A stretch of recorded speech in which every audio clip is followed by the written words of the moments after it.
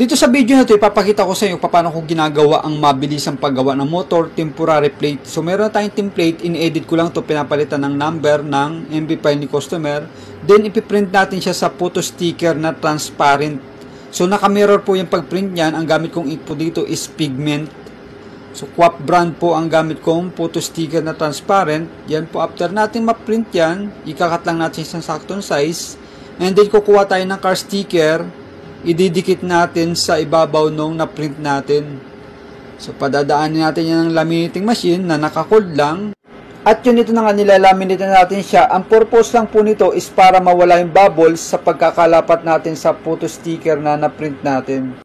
At ito, makikita natin, napakaganda po ng pagkakalapat niya dahil nga sa pinadaan natin sa laminating machine. O so yun, after natin mapadaan sa laminating machine itong sticker, ay ikakat natin siya ng tamang size na sa acrylic na ating pagdidikitan. Sa template na ginamit natin is meron siyang outline, so madali lang gupitin kasi may susundan tayo na saktong-sakto yung size niya sa acrylic. So after nating gupitin ito, tatanggalin lang natin yung pinaka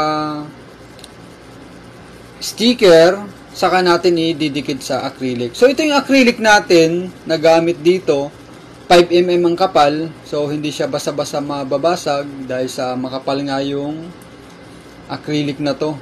O so ito, tutupi lang natin ng maayos para maitama natin yung pagkadikit sa gilid niya. O so ganito lang ginagawa ko kapag ididikit na siya. Hindi naman to basta-basta matatanggal kasi nga yung gamit nating sticker dito is talagang pang outdoor sticker na car sticker.